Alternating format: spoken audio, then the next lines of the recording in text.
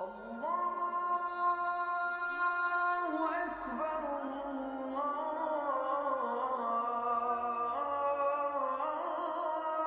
الله أكبر. Bismillah ar-Rahman ar-Rahim. Assalamu alaikum, que la paix soit sur vous.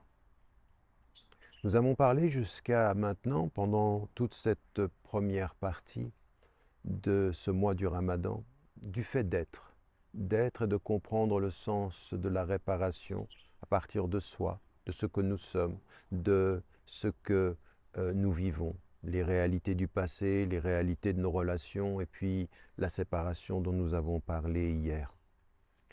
Là, nous entrons dans un autre chapitre et c'est le chapitre de l'écoute, parce que comprendre le sens de la réparation spirituelle, psychologique, personnelle, intime et sociale demande d'abord, avec l'être, que nous nous placions dans le sens de l'écoute.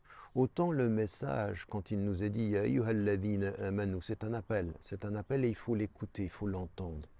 Et quand il nous est dit « Ô vous qui portez la foi », Dieu nous parle de l'extérieur, mais il nous parle de notre intérieur. Et que pour que nous puissions entendre ce qu'il nous dit à l'extérieur, il faut que nous nous écoutions. Au fond, pas de réparation, pas de réconciliation, s'il n'y a pas l'écoute de soi. Cette écoute, s'écouter.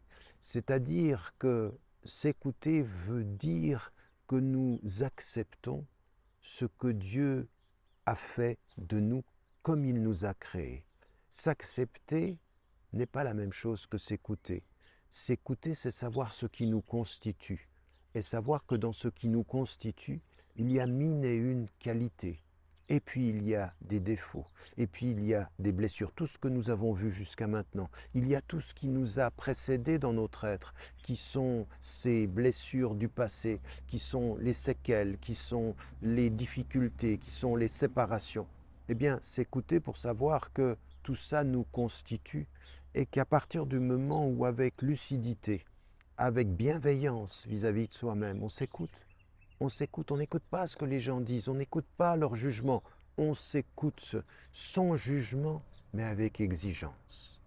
Avec exigence, ça veut dire ne pas commencer à s'écouter pour se condamner, mais s'écouter pour se réparer. Et toute la différence est là. Il y a certaines personnes, quand ils vous parlent de religion, ils vous disent « il faut s'écouter pour se condamner ». On commence par la condamnation. Le chemin spirituel, il n'est pas celui-ci. Il est « écoute-toi pour te réparer ». Parce que te réparer est aussi naturel que d'être un être humain. Et te réparer, ça veut dire « accepte qui tu es ». Accepte ce que tu es dans tes blessures, dans ton passé, dans ton héritage, dans ta vie quotidienne. Et quand tu acceptes, ce que tu vas faire, c'est que tu vas accepter pour dépasser, oublier le mal qu'on t'a fait, dépasser les blessures ou les mauvais souvenirs et réparer.